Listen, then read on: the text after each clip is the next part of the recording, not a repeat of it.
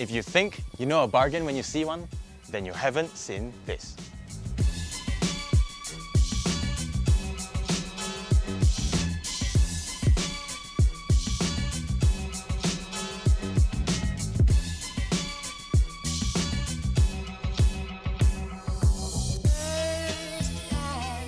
Plug-in hybrids are all the trend these days. It saves fuel and is generally more powerful than their combustion engine counterparts.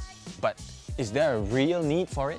In our never-ending pursuit of environmental preservation, more and more car makers are forced to go electric. But the good news is, many of them have found a way to combine efficiency and performance, which brings us to this, the BMW 330e iPerformance. This is actually the facelifted version of the F30 3 Series. It's about 4 years old now, but it ages like wine because I still catch myself stealing glances at it whenever I see one drive past me. It comes with Sport line trim as standard, which can be upgraded to the better looking M Sport if you like. I love the new look of the headlights. It's all LED, including the fog lamps. The wheels are 18-inch in size and come wrapped with Pirelli P7 run flats. But the rear tyres are actually fatter to better manage all that power. This is typical BMW stuff, by the way. If you don't like how it looks, remember, you can always spec it up.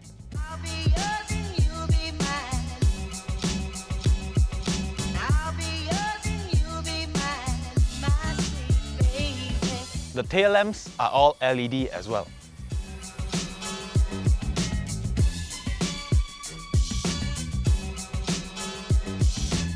Telling apart the 330e is fairly simple. Just keep an eye out for these eDrive badges and this special dedicated cutout for the charger.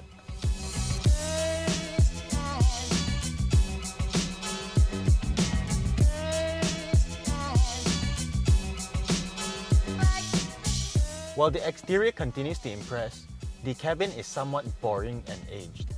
Just look at the steering wheel and instrument cluster. Fortunately, you can upgrade this to the sportier 3-spoke design, but you're gonna have to live with that. Okay, things I like.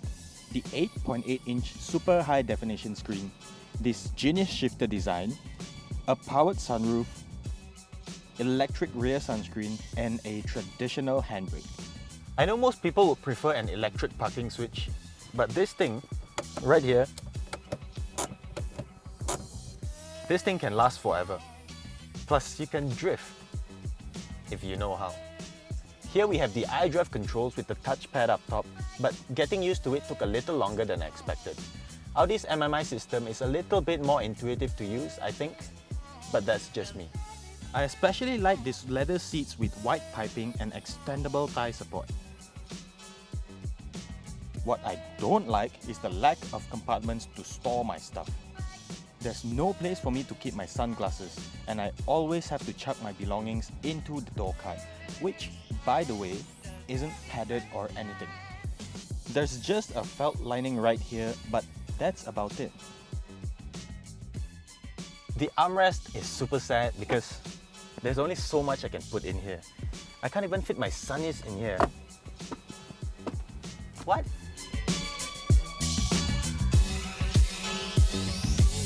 At the back, you get enough leg room and headroom and just about enough space to sit 3 adults comfortably.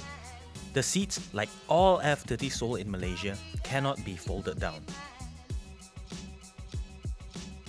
As with most hybrid cars, boot space is compromised and is now 110 litres smaller than the standard F30.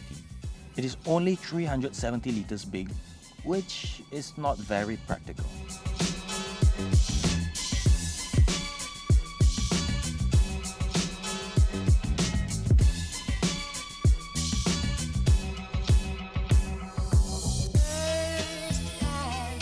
Powering the 330e is a 2-litre twin-scroll turbocharged engine. It is the identical B48 engine found in the 320i, but here it is boosted by an electric motor producing 248 horsepower and 420 Nm of torque. That's even more powerful than the 330i. Every purchase of this car comes with a free 3-point plug charging cable. It takes about 5 hours to get a full charge from empty, so it's best done overnight. Drive is still exclusively sent to the rear wheels, with the electric motor now sitting between the engine and the transmission unit, replacing the torque converter. The same 8-speed ZF transmission is retained.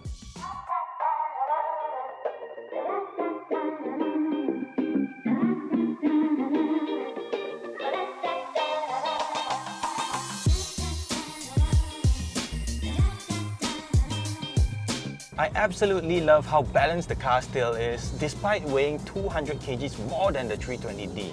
It handles beautifully and rides so comfortably that I think it is one of the best in its class, if not the best. Braking feel is also very natural for a hybrid or plug-in hybrid car.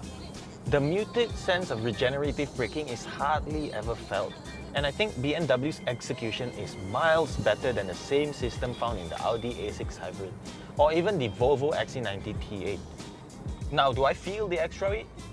In fact, I do. But the extra power from the electric motor makes it almost non-existent. It just pulls. BMW says that the electric motor will constantly supply 100 Newton meters of propulsion in any given point. So when it pulls, it really pulls. I also have to commend BMW for the incredibly smooth transition from pure electric mode to hybrid mode. Sometimes when I'm driving, I can't even feel the engine come to life. It's just so smooth and so refined and quiet at the same time.